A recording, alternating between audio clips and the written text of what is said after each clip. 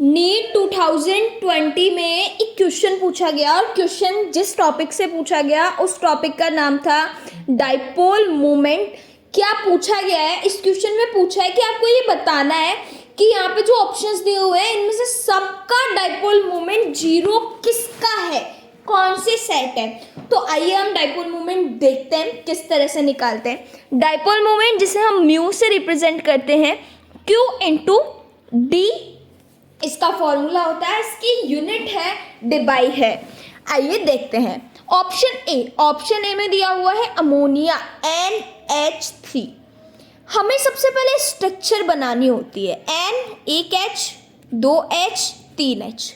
Ammonia 5 bonding कर लेता है, 2 ने बॉन्डिंग नहीं की है, तो कितने लॉन पेयर होंगे? एक लॉन पेयर होगा। अब देखो आप इसके अंदर हम लेस इलेक्ट्रोनेगेटिव से हाई इलेक्ट्रोनेगेटिव तक एरो बनाते हैं। जो एरो कुछ इस तरह से बनेगा और लोन पेयर की तरफ एरो इस तरह से जाएगा।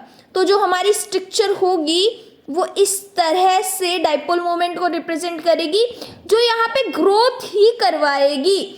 Mu not equals to zero होगा, म्यू कभी इक्वल्स टू जीरो नहीं होगा। तो ये हमारा ऑप्शन ए कभी भी पॉसिबल नहीं है। अगर हम बात करें ऑप्शन बी की, बोरॉन ट्राईफ्लोराइड जिसे हम BF3 के नाम से जानेंगे। BF3 में अगर हम देखें तो B कहाँ पर होगा? मिड में। F1 2 3 कुछ इस तरह से होगा। Less electronegative to high, less to high, less to high, यानी कि ये कुछ इस तरह से रिप्रेजेंट करेगा। एक दूसरे को कैंसिल कर रहे हैं, म्यू इक्वल्स टू क्या होगा यहाँ पर? जीरो होगा बिल्कुल, हाँ म्यू इक्वल्स टू जीरो होगा। हाइड्रोजन फ्लोराइड HF, तो H से F में जाएगा, नॉट इक्वल्स टू क्या होगा? जीरो होगा। तो ये ऑप्शन भी हमारा पॉसिबल नहीं है। ऑप्शन डी की बात करें, नाइट्रोजन ट्राईफ्लोराइड NF3, ये इक्वल्स टू जीरो होगा। सेम स्ट्रक्चर बनेगी NF3 की और BF3 की। बेरिलियम डाईफ्लोराइड BeF2, हाँ जी BeF2 में भी म्यू इक्वल्स टू जीरो होगा। किस तरह से होगा? BeF की तरफ और F की तरफ, ये एक दूसरे से अपोजिट डायरेक्शन में है तो जीरो हो जाएगा। कार्बन डाइऑक्साइड यहाँ पर देख, अच्छा यहाँ पर अब वाटर H2O में 2 लॉन पेयर है तो ये जीरो नहीं हो सकता है। H2O में कितने लॉन पेयर हैं?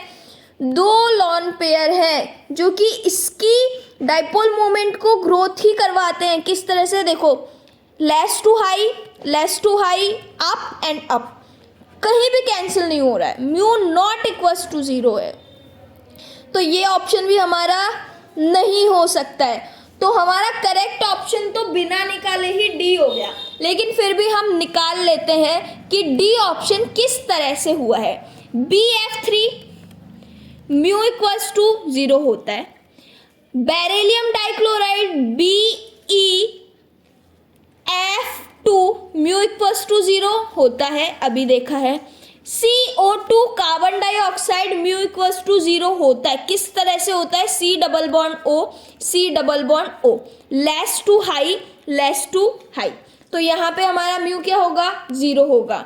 अगर हम बात करें 1,4 डाइक्लोरोबेंजीन की, तो हमें क्या बनानी है? बेंजीन बनानी है। अगर हम इसे पोजीशन नंबर 1 मानते हैं, 1 2 3 4, तो हम क्लोरीन कहाँ लगाएंगे? पोजीशन नंबर 1 पे, और यहाँ लगाएंगे पोजीशन नंबर 2 पे। ठीक है, तो ये एक दूसरे के कुछ इस तरह से है क्या? अपोजिट डायरेक्शन में है क्या? एक दूसरे को क्या कर देंगे? कैंसिल कर देंगे। तो हमारा करेक्ट आंसर क्या होगा? ऑप्शन डी होगा। इतना सिंपल एग्जाम्पल देकर आपको क्वेश्चन पूछा गया है नीट 2020 में, और 99% NCERT से ये क्वेश्चन है, कुछ भी यहाँ से आउट ऑफ नहीं पूछा गया है। तो इसी तरह से वीडियोस को देखने के लिए चैनल को सब्सक्राइब कीजिए। डाइपोल मोमेंट का फुल वीडियो भी आप प्रीवियस ईयर लेक्चर सीरीज के अंदर जाकर देख सकते हैं।